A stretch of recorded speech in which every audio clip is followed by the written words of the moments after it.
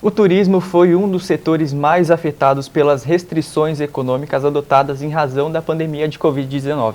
Afinal, foram mais de 2 anos de pandemia com aumentos de restrição intensa. Aeroportos, rodoviárias e hotéis com restrição de circulação e até mesmo países com fronteiras fechadas. Mas agora, depois das vacinas, o momento é de flexibilização.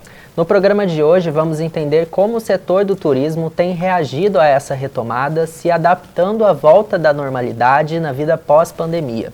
O Miscelânea já está no ar.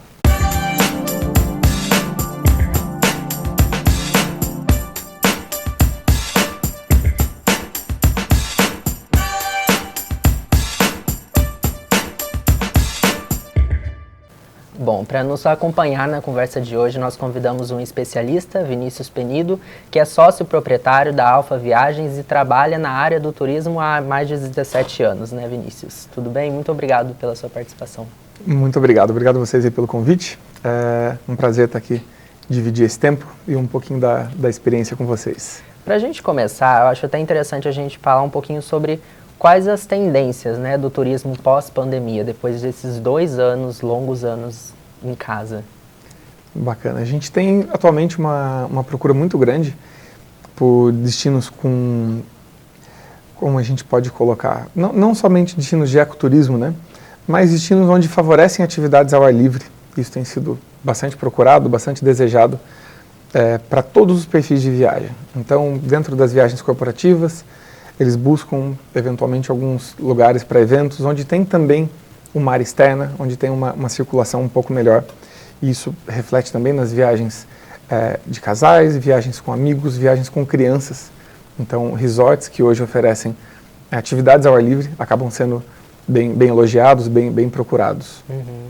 E dá para definir, já que o perfil do turista na hora de comprar mudou? Ele procura por coisas que ele não procurava antes? Ou ele é mais rígido, mais criterioso? Eu acho que criterioso seria a palavra correta. A gente sempre tem uma pequena mudança no perfil de consumo, no que os viajantes buscam, né, em relação ao turismo. Porém, algumas coisas são muito clássicas, são muito difíceis de serem mudadas, né? Então, quando a gente fala de um turismo, por exemplo, voltado para o mercado europeu, o turismo da Europa ele vai ser aquilo, vai ser baseado em pontos turísticos, em algumas regiões históricas, praias e outras coisas que eles têm a oferecer, a parte gastronômica. Então é muito difícil a gente ter uma mudança de hábito com isso. Porém, as pessoas passam a ficar mais criteriosas e passam a escolher melhor. Então, assim, lugares que oferecem selo de segurança ou lugares que têm uma avaliação, né, na internet hoje aí, num TripAdvisor, por exemplo, com notas mais altas, acabam atraindo mais turistas, né, vamos dizer assim. Sim. E Vinícius, a Organização Mundial do Turismo havia definido que a volta, né, a retomada tinha que ser gradual. Primeiro regional, depois nacional e depois internacional. Em que momento a gente está agora? Muito bacana essa pergunta, bastante pertinente. Nesse momento a gente está na retomada de viagens internacionais. Então aconteceu sim essa questão gradual, né? A gente teve um reflexo direto disso. Então primeiro as pessoas buscavam viagens próximas para viajar com o próprio carro em distâncias menores. Elas se sentiam mais seguras para isso. Logo na sequência, as viagens nacionais, né, e voltando aí à questão das viagens aéreas, foram mais procuradas. E a parte de viagem internacional, ela estava bem travada por conta das fronteiras, né? Então, na medida que as fronteiras foram flexibilizando, houve esse aumento gradativo aí do turismo internacional também. Com a pandemia, essas questões sanitárias, elas foram muito uma preocupação, né, de quem estava em casa durante a pandemia. Mas nas viagens agora, como que funciona essa segurança sanitária? Como que está sendo? Isso foi uma adaptação muito bacana, muito positiva. E a gente imagina que diversas dessas restrições e desses protocolos, eles sejam mantidos, mesmo quando a gente sair, né, dessa questão de pandemia. Algumas redes hoteleiras chegaram a implementar mais de 300 protocolos de saúde. Então, assim, de segurança, de higiene, né? Eles adaptaram todos os setores da hotelaria. Na aviação houve uma adaptação grande também. Então, uma companhia aérea brasileira, ela usava um protocolo do Einstein, que era o mesmo protocolo de troca do ar e de higienização que o Hospital Albert Einstein usava. Então, a gente teve muita evolução, muita melhoria nesse sentido. As redes hoteleiras tiveram a implementação de uso de luvas, né, para poder, por exemplo, um café da manhã, para serviço, né, para a parte de buffet principalmente. A parte de higienização de quartos também teve uma série de mudanças, algumas formas de sinalizar de que todos aqueles itens, todos aqueles ambientes foram devidamente higienizados. Então eles passaram a ser mais criteriosos com isso e foi muito, muito bacana. Isso tem a ver com aquele selo do turismo responsável? Se você quiser explicar um pouquinho para a gente como é que funciona? Sim, esse selo do turismo responsável, ele foi uma iniciativa do governo, né, do Ministério do Turismo, e ele foi implementado em todas as áreas relacionadas ao turismo. Então, na agência, por exemplo, para a gente obter o selo, a gente tinha que passar por algumas etapas, tinha que apresentar alguns protocolos. Os bares, restaurantes, hotéis, companhias aéreas, a mesma coisa. Então, essa veio como recomendação deles. E aí, para você ter aquele selo, era também uma forma do viajante ele se sentir confortável, se sentir seguro, né? Bom, estou indo para um estabelecimento que tem essa certificação. Isso acabava trazendo uma credibilidade maior. Nós, inclusive, somos certificados. Isso só na questão sanitária ou na questão geral mesmo, de segurança? Tá ligado mais à questão sanitária, a questão de higiene, né, vamos dizer assim. Então, a quantidade de vezes que você precisa higienizar determinados itens, o que você tem que oferecer aos seus clientes, aferição de temperatura e assim por diante. E, atualmente, ainda existe país que é considerado perigoso para a viagem ou já não mais? Na questão de contaminação, não tanto, né? A gente tem alguns países que tiveram uma vacinação menor, porém, como a nossa população aqui ela está praticamente toda vacinada, isso acaba trazendo um certo conforto para o viajante. Então, mesmo que, vamos pegar um exemplo aí da Austrália, que foi um país que foi muito rigoroso com a pandemia, no sentido de restrição, de lockdown, de tudo, eles foram bem à risca, porém não foi um país que vacinou tanto.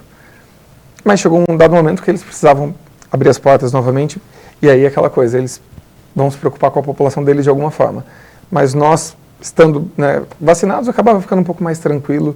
Então, assim, hoje, em questão assim, de um país perigoso, na questão de contágio, eu acho que está bem mais tranquilo, assim.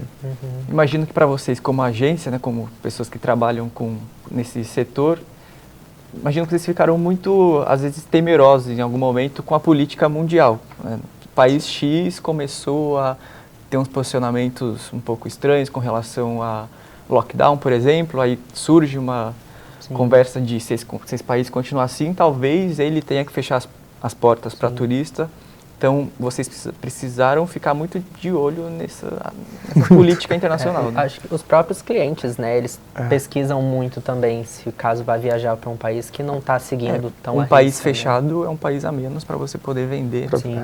Então, aconteceu isso. Aconteceu muito, era uma das nossas principais preocupações, algo que realmente tirava o sono. Porque, principalmente nas viagens onde o cliente passa por mais de um país, isso acabava sendo um cuidado muito grande. Então, assim, dentro da zona do euro, principalmente, que é comum as pessoas visitarem 2, 3, 4, 5 países, você tinha determinados países que estavam abertos ao turismo, lá com algumas restrições, que fosse na quantidade de doses de vacina, ou teste PCR, antígeno, alguma coisa do tipo, algum protocolo, mas tinham outros países que não permitiam. Se você estivesse presente num país, por exemplo, da lista vermelha nos últimos 15 dias. Então, isso aconteceu até com alguns artistas, com algumas pessoas famosas, algumas celebridades, que queriam, por exemplo, entrar nos Estados Unidos. E para entrar nos Estados Unidos, você não podia, em dado momento, ter estado a menos de 14 dias em um país como o Brasil. Aí eles faziam o quê? Iam para o México, ou iam para a Croácia, para algum lugar que estava com menos restrições, passavam essa tal quarentena, esses 14, 15 dias, e depois se deslocavam para um outro local. Então a gente teve um trabalho muito grande de ficar acompanhando esses protocolos, porque assim como no Brasil, a gente tinha essas mudanças de fase, né, do Plano São Paulo aqui para a nossa região, onde as regras mudavam da noite para o dia ou semanalmente, então a gente tinha que acompanhar isso também com outros países, que ora flexibilizava mais, ora voltava com as restrições. Foi bem complexo. E mais uma pergunta antes da gente ir para o intervalo, seguro-saúde. Imagino que foi um problema também. Teve muita mudança no seguro de saúde e que vocês tiveram que se adaptar? O seguro-saúde é uma coisa que sempre foi muito importante, né? Desde a sua existência, na década de 50, ele sempre foi algo muito bacana, sempre cumpriu um papel muito importante na viagem. E as pessoas elas acabavam se preocupando com o seguro somente quando aquilo era exigido, né? No caso assim da União Europeia, que no Tratado de Schengen eles exigem. Então as pessoas sempre lembravam de seguro quando ia para a zona do euro. E quando ia para outros países, por exemplo, Estados Unidos, não exige um seguro, então não vou fazer. Porém, os países passaram a exigir, né, o seguro viagem. Então, por exemplo, hoje a Argentina exige um seguro viagem com cobertura de Covid. E essa foi a principal mudança. Porque enquanto o seguro viagem, eles não tinham obrigatoriedade de cobrir, né, um item que se tornou pandemia. Então ele foi excluso, né, ele é uma cláusula exclusiva do seguro viagem e as pessoas precisam contratar à parte. Isso foi na parte de seguro viagem, vamos dizer assim, de empresas privadas, né? Os cartões de crédito que oferecem seguro viagem, eles também tiveram essa adaptação. Então, diversos cartões passaram a cobrir integralmente o Covid também, dentro das suas coberturas. Porque, de fato, isso tornou não tem como não problema. Cobrir, né? É o principal problema. São muitas mudanças, né, para se adaptar. Sim. Então a gente vai continuar falando sobre isso no próximo bloco. O Miscelânea volta já.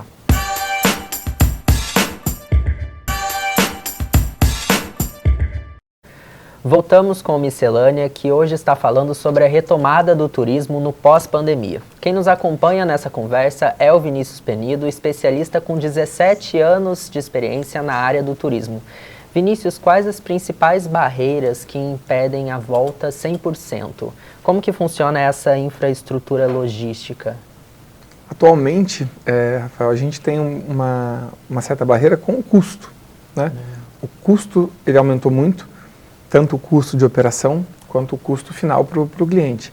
Então, o maior vilão dessa história foi o combustível da aviação, que teve uma alta, aí, segundo o IBGE, de 88% nos últimos 12 meses. Então, ele acabou impactando bastante no preço das passagens aéreas.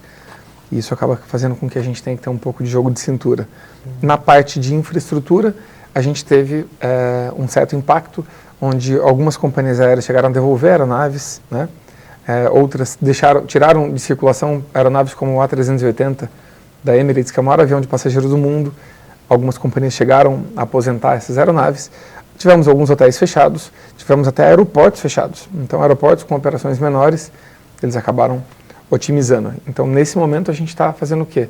A gente tem uma demanda muito alta e a gente tem essa infraestrutura sendo retomada ainda. Então, em algumas rotas, em alguns momentos, a gente tem uma demanda maior do que a oferta. Os voos ficam até mais caros por conta disso. Bastante. A oferta e procura ela tem um impacto direto nos preços também. Aliás, o preço das passagens aumentou bastante, né? E como que as agências têm feito para driblar o repasse que precisa ser feito, né, de uma maneira? Aumentou bem. A gente tem aí a gente pode, de alguma forma, dizer que as passagens dobraram. Então, seja uma passagem promocional de uma data programada, né, que custava R$500 para determinado trecho, hoje está custando em torno de R$1.000. E as passagens em cima da hora, aquelas emergenciais, aquelas coisas não programadas, elas estão ainda mais caras. Então a gente teve um impacto bem grande e cada empresa usa uma estratégia diferente, mas o maior aliado hoje, né, à economia em uma viagem é a antecedência. Então, assim, o planejamento antecedência é importantíssimo e a gente ter essa informação como agência é importante. Quando o cliente nos passa, a gente consegue monitorar o preço daquela rota, como estão os voos, e na primeira oportunidade a gente avisa o cliente e fala, olha, tem uma boa oportunidade aqui. Nos casos mais extremos, como a alta temporada, né, agora a gente acabou de entrar em julho, então ainda tem famílias querendo viajar em julho, que não se planejaram. E aí a gente depende de uma coisa que a gente chama de bloqueio aéreo, que são operadoras que fazem, né, bloqueiam determinada quantidade de lugares nas companhias, pré-pagam isso com bastante tempo de antecedência, e aí acaba viabilizando, né, essas viagens que naquele momento estão com um custo mais alto. Isso na pandemia foi zerado. As operadoras entregaram todos os bloqueios. Então, nesse momento, a gente está tendo a retomada desses bloqueios que nos auxiliam bastante. E, antes de você continuar, quanto tempo precisa ser feito para comprar a passagem? Quanto tempo, mais ou menos, que a gente consegue pegar um preço bom? Viagem internacional, nacional? A gente começa a enxergar o preço de uma passagem aérea para 11 meses, né? Então, assim, hoje você consegue comprar uma passagem vamos dizer que até o final de maio do ano que vem, você consegue comprar uma passagem.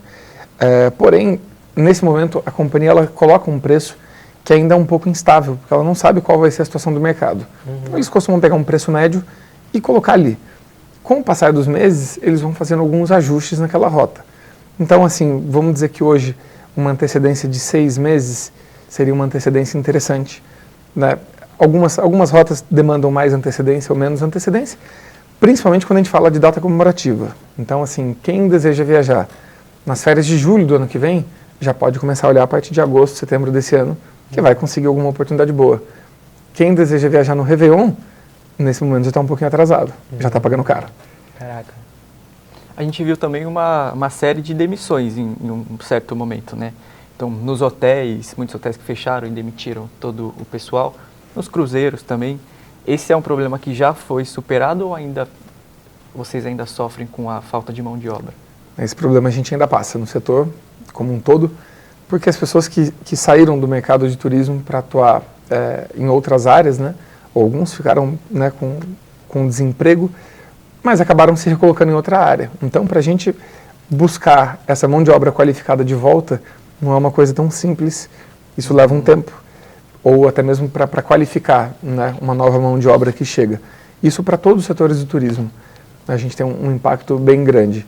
E não só na parte de demissões, como também na parte de saúde, né? A gente teve que ter algumas adaptações, aí nas companhias aéreas principalmente, onde no auge aí do Covid, quando você tinha um comissário que estava positivado, a companhia não podia voar com uma determinada quantidade de comissários a menos. E eles tiveram que fazer uma adaptação nas regras mundiais para que os passageiros não fossem tão impactados assim, porque não se consegue um comissário de bordo de folga para substituir um colega que acabou de testar positivo. Sim. Então, muitas vezes a companhia não tem tempo hábil para isso. Então, foi uma série de adaptações aí, entre saúde e demissões. E especialmente nas agências, quais foram assim as principais mudanças no pós-pandemia? Teve também essa digitalização da profissão? Uma das mudanças assim que para a gente já ocorreu há mais tempo foi a questão do atendimento presencial. Então, nós na Alfa, nós já atendemos de forma virtual há muitos anos. Isso para a gente foi bem tranquilo, tanto na parte de atendimento corporativo como de pessoa física. Mas tem diversas agências que, por exemplo, estão localizadas num shopping, né, às vezes numa loja de rua, e aí aquele estabelecimento estava fechado, e essas agências tiveram que virar a chave e formatar para um atendimento virtual, né? Nós já estávamos muito bem preparados para isso, não foi um impacto. Hoje a gente ainda tem alguns clientes que preferem ser atendidos presencialmente, ou por questão de segurança, porque foi uma indicação, ainda não conhece a empresa, apesar de a gente já estar no mercado há muitos anos, ou também pela questão de complexidade de roteiro.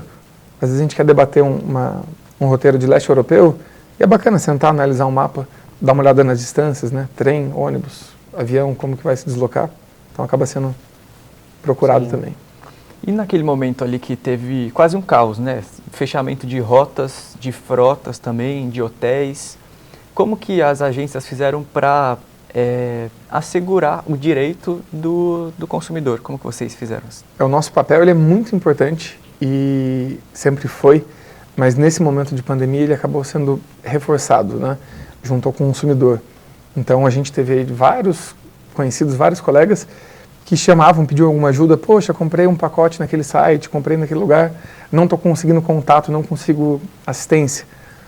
E aí esse é o nosso diferencial, né? A gente como agência, a gente entende do direito do consumidor, a gente entende um pouco mais das regras, está bem familiarizado com isso, e a gente consegue dar o suporte. A gente consegue cobrar uma companhia aérea, cobrar uma operadora, para que o direito do passageiro, né, o direito do cliente, ele seja assegurado. Então, e a diferença é, o passageiro manda para a gente um WhatsApp, faz uma ligação, a gente atende ele de forma imediata e vai atrás de uma solução. Ele não precisa ficar pendurado numa central por 2 horas, 3 horas, muitas vezes sem atendimento. Sim, imagino o quão difícil deve ter sido isso, porque o agente de viagem acaba sendo um anjo da guarda junto com o cliente, né, na viagem. Foi bastante. Eu acho que, atualmente, se a gente tiver aí uns 5 casos ainda que são de resquícios da pandemia, das fronteiras fechadas, é muito. Mas a gente conseguiu solucionar, vamos colocar aí que 100% dos casos dos nossos clientes, a gente não teve nenhum cliente que teve um prejuízo direto. Então, assim, que não foi reembolsado ou que não conseguiu usufruir da sua viagem. Então nós conseguimos garantir 100% do direito dos nossos clientes e eles ficaram todos com atendimento. Que bom. Que bom. Bom, Vinícius, muito obrigado pela conversa de hoje, pela sua contribuição aqui com a gente. Muito obrigado. E boa sorte também na retomada, né? Muito obrigado. Obrigado, Eric. Obrigado, Rafael. Obrigado aí pelo tempo de vocês. Um prazer contribuir e participar desse bate-papo. Bom, muito obrigado você também que nos acompanhou até aqui. Você encontra o programa completo no nosso canal do YouTube e pode acompanhar a TV Univap também pelas redes sociais. Nós estamos no Facebook e no Instagram, @TV Univap. Até a próxima.